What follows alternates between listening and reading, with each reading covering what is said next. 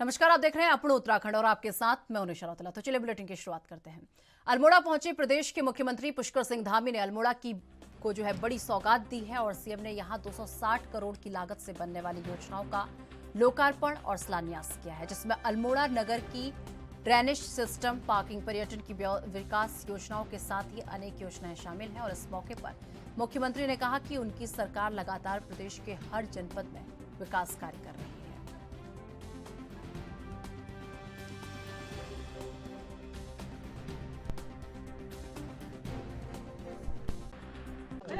आज 256 करोड़ की योजनाओं का 63 योजनाओं का लोकार्पण और शिलान्यास हुआ है, जिसमें पार्किंग से लेकर सड़क अवस्थापना और मुख्य रूप से अल्मोड़ा का ड्रेनेज प्लान भी आज इसमें सम्मिलित है।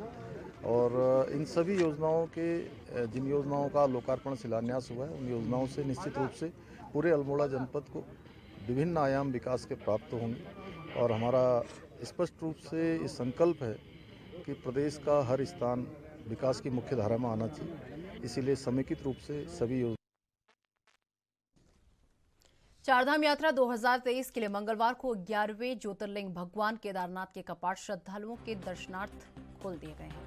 मंगलवार सुबह 6:20 पर वैदिक मंत्रोच्चार और परंपरा के अनुसार केदारनाथ धाम के कपाट खोले गए और इस दौरान आर्मी बैंड की धुनों के साथ केदारनाथ में हर हर महादेव के जयकारे गूंजते रहे। इस दौरान सीएम धामी भी केदारनाथ में मौजूद रहे। उन्होंने कहा कि 2013 की आपदा के बाद केदारनाथ का प्रांगण पूरी तरह से क्षतिग्रस्त हो गया था, लेकिन पीएम नरेंद्र मोदी के नेतृत्व में एक बार फिर से केदारपुरी का भव्य और दिव्य निर्माण हुआ है।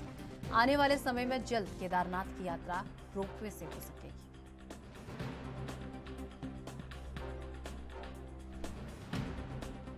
मैं सभी श्रद्धालुओं का, सभी आने वाले तीर्थ यात्रियों का बाबा केदार की इस भूमि पर सबका स्वागत करते हैं, अभिनंदन करते हैं। और आप देख रहे होंगे कि ये इस बाबा केदार का ये प्रांगण 2013 की आपदा के बाद पूरी तरह से क्षतिग्रस्त हो गया था।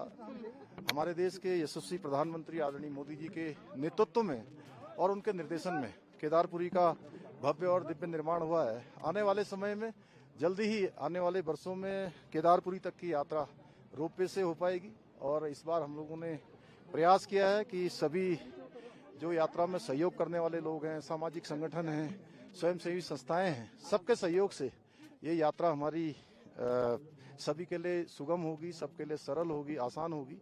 और सारे प्रबंध जितने भी पिछले वर्षों के अनुभव से हम सबको प्राप्त हुए हैं, उसको आगे बढ़ाने का काम यहाँ पर किया गया है। क्योंकि मौसम की बर्फबारी के कारण से अभी यात्रा में थोड़ा सा परेशानी है।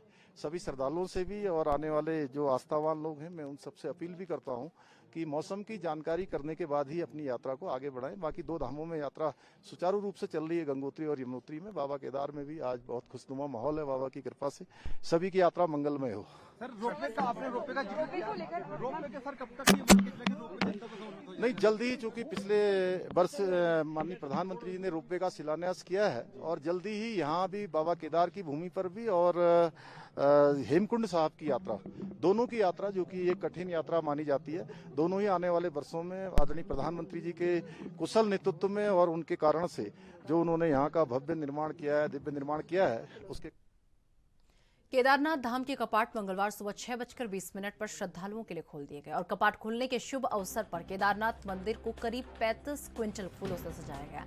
इस दौरान हजारों श्रद्धालु इस पल के साक्षी बने। आपको बता दें कि सुबह 5 बजे से कपाट खुलने की प्रक्रिया शुरू हो गई थी।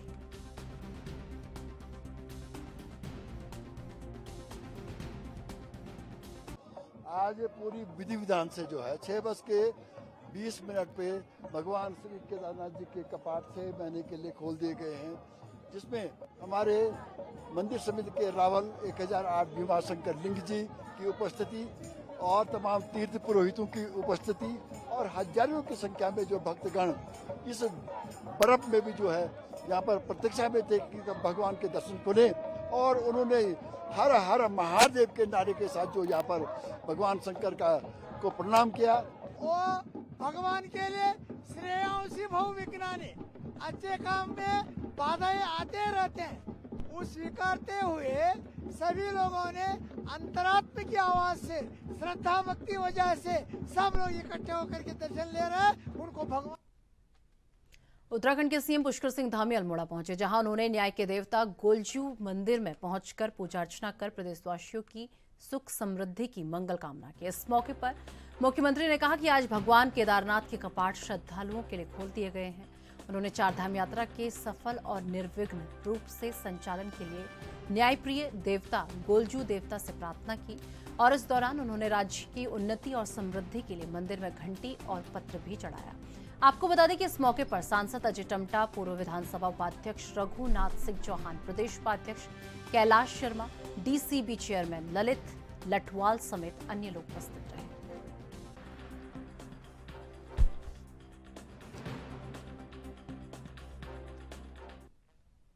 चारधाम यात्रा में को लेकर प्रशासन पूरी तरह से अलर्ट है और वहीं चमोली एसपी ब्रह्मेंद्र डोभाल ने बताया कि बद्रीनाथ यात्रा के मद्देनजर संपूर्ण जनपद को 5 मुख्य सेक्टर में बांटा गया है, जिसमें उच्च अधिकारियों को नियुक्त किया गया है और वहीं ट्रैफिक व्यवस्था, कानून व्यवस्था को लेकर उनको निर्देशित भी किया गया है और साथ ही बद्रीनाथ यात्रा को सुचारू रूप से करने के लिए वहां का ट्रैफिक प्लान जारी कर दिया गया है।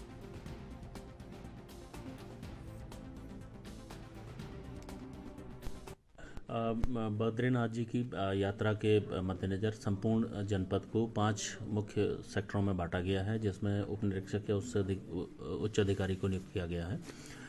इसमें जो वहाँ की ट्रैफिक व्यवस्था, वहाँ की जो लॉ एंड ऑर्डर की व्यवस्था के लिए उनको हम लोगों के द्वारा निर्देशित किया गया है। साथ में जो हमारे जोनल अफसर के रूप में सर्कल अफसर वहाँ पर रहेंगे, जो उनकी संपूर्ण व्यवस्था को देखेंगे। बद्रीनाथ जी की यात्रा को सुचारू रूप से करने के लिए वहाँ का जो प्रमुख जो हमारा ट्रैफिक प्लान है वो जारी कर दिया गया है और साथ में पार्किंग की व्यवस्था को सुचारू रूप से करने के लिए और जो यात्रा को ठीक से करने के लिए हम लोगों के द्वारा पर्याप्त पुलिस बल इनको दिया गया है संबंधित थानों को और उनको चिन्हित करके हमारे द्वारा ड्यूटी पर लगाया गया है। साथ में 6 जो मुख्य सीजनल चौकियाँ हैं उसे एक्टिवेट हमारे द्वारा किया गया है और वो एक्टिवेट भी कर दी गई हैं। इस तरीके से संपूर्ण जो हमारा यात्रा रूट है उसमें किस तरीके से वन वे सिस्टम होना है, कहाँ पर हम लोगों के द्वारा रूट डाइवर्जन होना है, उसको भी पर्याप्त रूप से करके हम लोगों के द्वारा पर्याप्त फोर्स के साथ उसको हम लोग लागू करा रहे हैं। कई डेंजर स्पॉट है बद्रीनाथ हाईवे पे, उसको लेकर क्या कुछ? हाँ, कुछ जो डेंजर स्पॉट्स हैं उसको हम लोगों के द्वारा चिन्हित किया गया है और जो NH के अधिकारी हैं उनके साथ हम लोग लगातार वार्ता में हैं। उनको हम जल्दी ही हम कोशिश कर रहे हैं NH वालों के साथ उनको जल्दी उसको क्लियर करा के। कांग्रेस के प्रदेश अध्यक्ष करण महारा गंगोत्री और यमुनोत्री का दौरा करने आए और इस यात्रा के बाद उनका कहना है कि यात्रा में कई किस्म की दिक्कतें हैं, जैसे गंगोत्री में सड़कों की हालत काफी खराब है और स्वास्थ्य सुविधाओं के लिए पहले भी सचेत किया गया था। पिछले वर्ष केदारनाथ यात्रा शुरू हुई थी जिसमें तीर्थ यात्रियों की मौत हुई थी, वैसा ही अब फिर से हुआ है। न कहीं वहां पर बोर्ड लगे हैं और न पूरी जानकारी है। कांगजू में काम जरूर हुआ है लेकिन धरातल पर कुछ नहीं हुआ है। उन्होंने कहा कि पीने के पानी की दिक्कत वहां बहुत ज्यादा है और कई पड़ाव पर पानी की दिक्कत बहुत ज्यादा है।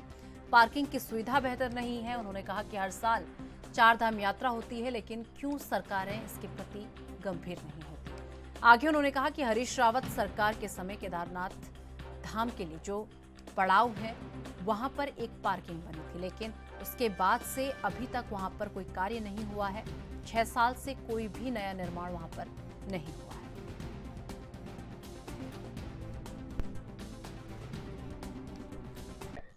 देखिए, कई किस्म की दिक्कतें हैं। जैसे गंगोत्री में रोड के हालात बहुत खराब हैं, आवागमन में बहुत दिक्कत है। दूसरा, स्वास्थ्य सुविधाओं के लिए पहले भी सचेत किया गया था केदारनाथ यात्रा के टाइम में, उस समय भी वही कमियां दिखने और अभी फिर वही हुआ है। जो ना तो वहाँ कहीं बोर्ड्स लगे हैं, ना प्रॉपर जानकारी है। कागजों में काम जरूर हुआ है लेकिन धरातल में कुछ नहीं है।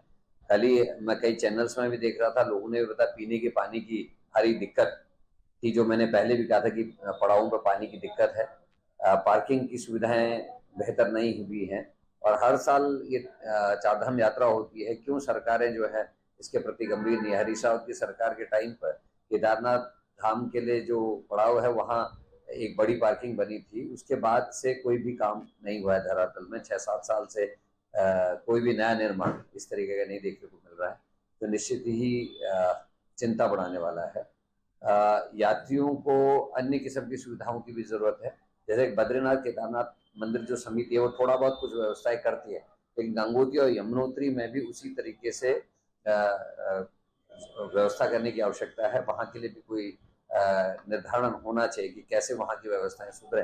केवल प्रशासन के दम पे ये सब चीज नहीं हो सकता, क्योंकि आपको पंडितों का, पुरोहितों का, सबका सहयोग भी चाहिए और सामंजस्य से ये काम होता है। तो उसके लिए क्या रूपरेखा सरकारें तैयार करती हैं वो देखना होगा। अल्मोड़ा जिला मुख्यालय में आम जनता जाम के झाम से परेशान है। लोगों को जाम की समस्या से राहत नहीं मिल पा रही। आए दिन जाम लगने से पर्यटकों और आम लोगों को दिक्कतों का सामना करना पड़ रहा है। इधर उधर पर्यटन सीजन भी आपको बता दें कि इधर शुरू हो चुका है और ऐसे में मॉल रोड में जिस तरह से हालात बने हुए हैं, ऐसे में सैलानियों को जाम से कैसे मुक्ति मिले, ये बड़ा सवाल है। जाम की समस्या से पैदल आए गिरोह को भारी दिक्कतें हो रही हैं। लोगों ने यातायात व्यवस्था सुचारू करने की मांग की है और वहीं समस्या से वरिष्ठ नागरिकों को अधिक परेशानी का सामना करना पड़ रहा है, जबकि सरकार की ओर से जाम से निजात दिलाने के लिए पार्किंग स्थलों का निर्माण कार्य चल रहा है।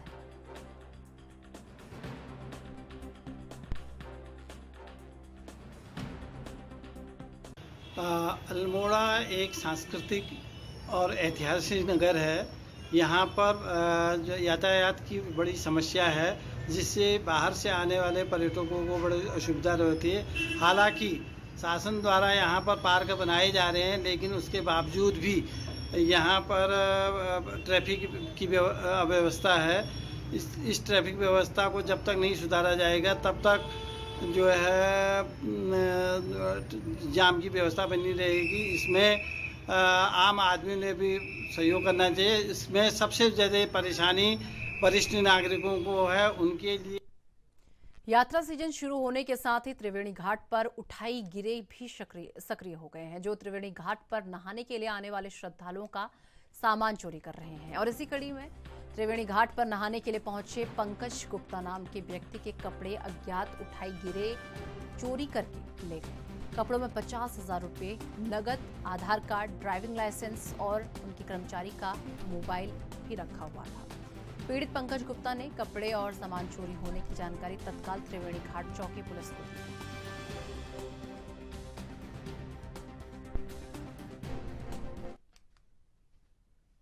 बीजेपी के प्रदेश प्रवक्ता नवीन ठाकुर का कहना है कि मन की बात कार्यक्रम 100 करोड़ लोगों तक पहुंचा है। उन्होंने कहा कि मन की बात कार्यक्रम के अभी 23 करोड़ नियमित श्रोता हैं और 30 अप्रैल को इसका 100वां संस्करण प्रसारित होगा। उन्होंने आगे बताया कि IIM रोहतक और प्रसार भारती की ओर से 10,000 से अधिक लोगों पर करवाए गए अध्ययन के अनुसार करीब 100 करोड़ भारतीयों ने कम से कम एक बार इसका कोई ना कोई एपिसोड सुनने का दावा किया है, जबकि 96% लोग इसके नाम से परिचित हैं। नवीन ठाकुर ने बताया कि 23 करोड़ लोग मन की बात कार्यक्रम नियमित रूप से सुन रहे हैं, जबकि 41 करोड़ नागरिक मौका मिलने पर इस कार्यक्रम को सुनते हैं। देखिए, मन की बात का 100वां संस्करण 30 तारीख को आ रहा है और भारत के नहीं, विश्व के सबसे लोकप्रिय नेता नरेंद्र मोदी जी को सब लोग सुनते हैं। आपने देखा इतना बड़ा रिकॉर्ड, आज से पहले किसी नेता का इससे बड़ा रिकॉर्ड नहीं सुनने को मिला। और किस प्रकार उन्होंने रेडियो की लोकप्रियता को बढ़ा दिया। गांव-गांव में आज लोग जो है स्वयं की प्रेरणा से रेडियो पर माननीय प्रधानमंत्री को सुनना पसंद करते हैं। जो ये 100वां संस्करण, इसको जो है पार्टी बूथ स्तर तक जो है बहुत बड़े उत्सव के रूप में मनाने जा रही है और बहुत बड़ी संख्या में इस बार देश के कोने कोने तक जो है कार्यकर्ता और विधानसभा देहरादून में शहरी विकास मंत्री प्रेमचंद अग्रवाल ने MDDA के कार्यों की समीक्षा की और इस दौरान मंत्री ने शहर में बन रहे अवैध मकानों भवनों को पूरी तरह से ध्वस्त करने के निर्देश दिए हैं और साथ ही उन्होंने अधिकारियों को कार्यशैली में सुधार करने को भी कहा है। मंत्री ने कहा कि अवैध निर्माण पर रोक लगाने के लिए सख्त कार्रवाई करना जरूरी है।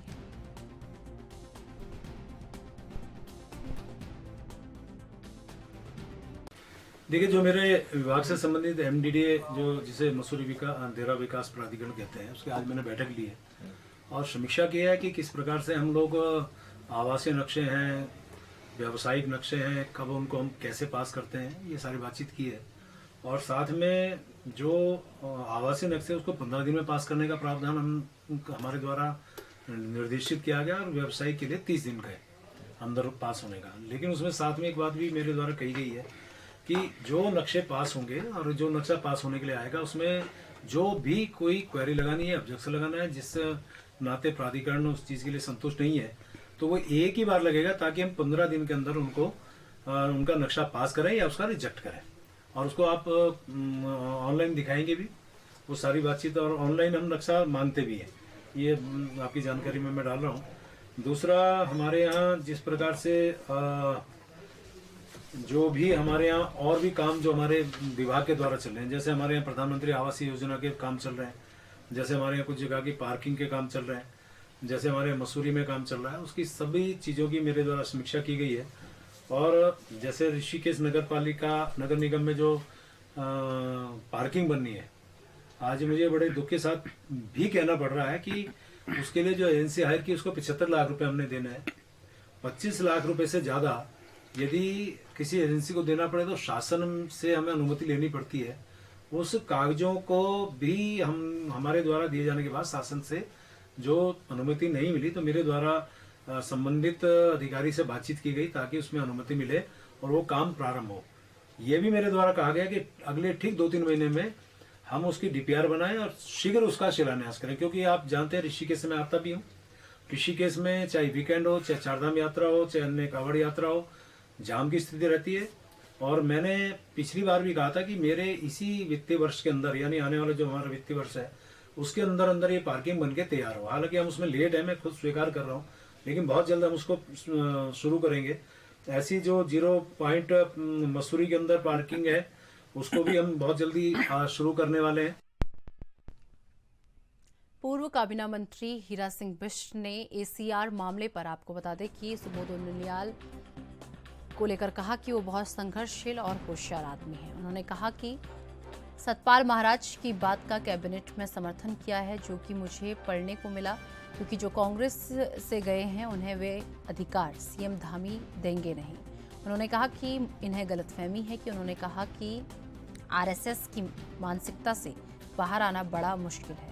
सरकार को सिर्फ ईमानदारी के साथ विकास के कार्य करने चाहिए और इसी बात की पीड़ा है कि उनके अधिकारों को सींच कैसे करें।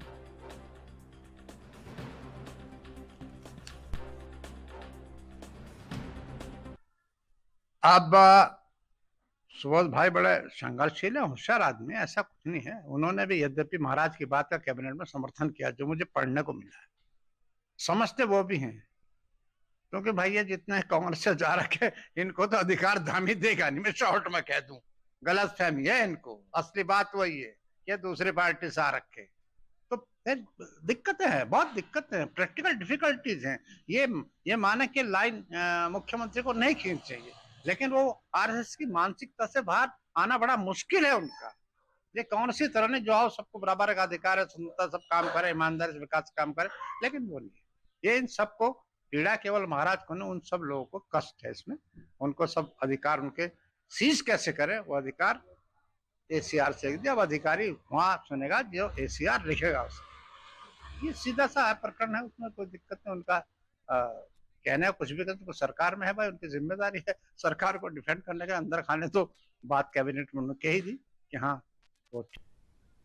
रिश्वतखोरों, कर्मचारियों और अधिकारियों के खिलाफ विजिलेंस की कार्रवाई लगातार जारी है और इसी कड़ी में विजिलेंस की टीम ने विकास नगर में इस माह की 5वीं बड़ी कार्रवाई करते हुए रिश्वतखोर पटवारी को रंगे हाथों 10,000 रुपए की रिश्वत लेते हुए धर दबोचा है।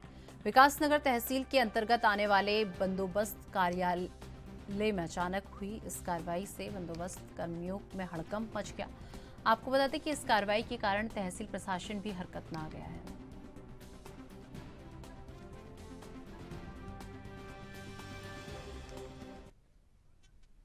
राष्ट्रीय पंचायत राज्य दिवस के अवसर पर आत्मनिर्भर भारत राष्ट्रीय ग्राम्य सशक्तिकरण पुरस्कार 2023 के कार्यक्रम में उत्तराखंड सरकार के कृषि मंत्री सुबोध उनियाल ने पौड़ी जिले के राणा दंपत्ति को विकास कार्यों में अग्रणीय रहने और राष्ट्रीय ग्राम सशक्तिकरण पुरस्कार से सम्मानित किया है। आपको बता दें कि दंपत्ति महेंद्र राणा और बीना राणा को अपने अपने विकास खंड दारिखाल और कलजीखाल में विकास कार्यों में पूरी तरह से खरा उतरने पर यह पुरस्कार दिया गया है और इस पुरस्कार को पाकर वे काफी उत्साहित हैं। आपको बता दें कि ये पुरस्कार उत्तराखंड राज्य में केवल राणा दंपत्ति को ही अब तक मिला है।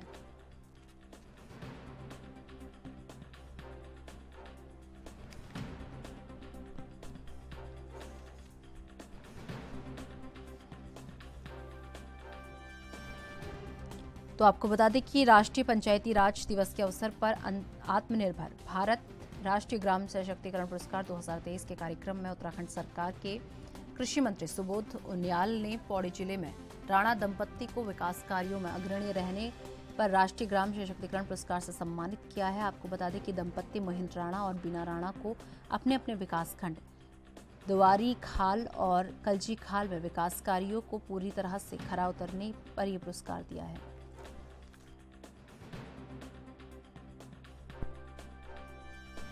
आज हमारे ब्लॉक कलजी खाल के लिए बहुत ही गर्व की बात है कि आज हमें राष्ट्रीय पंचायती राज दिवस के अवसर पर माननीय कृषि मंत्री श्री सुबोध उनियाल जी द्वारा राष्ट्रीय ग्राम्य सशक्तिकरण पुरस्कार से सम्मानित किया गया। धन्यवाद। उत्तराखंड में 2 ब्लॉकों को अवार्ड मिला है, कलजी खाल और द्वारी खाल। मैं महेंद्र सिंह राणा ब्लॉक प्रमुख द्वारी खाल को हमें जो अवार्ड मिला है ये हमारे सब जनप्रतिनिधियों का है, हमारे पंचायत प्रतिनिधियों का ये अवार्ड है और उन्हीं की मेहनत से आज हमें ये अवार्ड मिला है।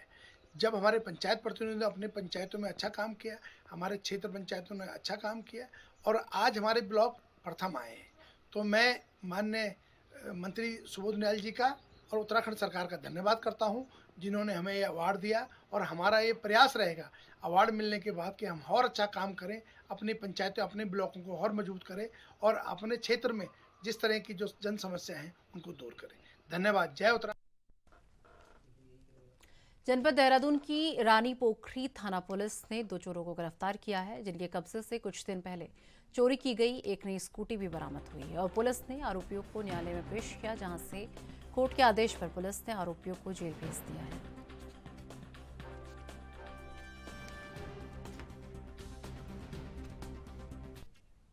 लंबे समय से खोए हुए मोबाइल फोनों को हल्द्वानी पुलिस ने खोज निकाला है। 43 लाख कीमत के करीब 328 मोबाइल पुलिस ने रिकवर किए हैं और सभी मोबाइल अलग अलग कंपनियों के हैं। उधर अपना अपना खोया हुआ मोबाइल फोन वापस पाकर लोगों के चेहरे पर मुस्कान लौट आई है और एसएसपी नैनीताल के मुताबिक कुल 43,31,000 रुपए के मोबाइल फोन रिकवर किए गए हैं। तो चलिए मेरे साथ अपूर्ण उत्तराखंड में बस इतना ही। देश दुनिया की तमाम बड़ी खबरों के लिए देखते रहिए एनबी न्यूज। नमस्कार।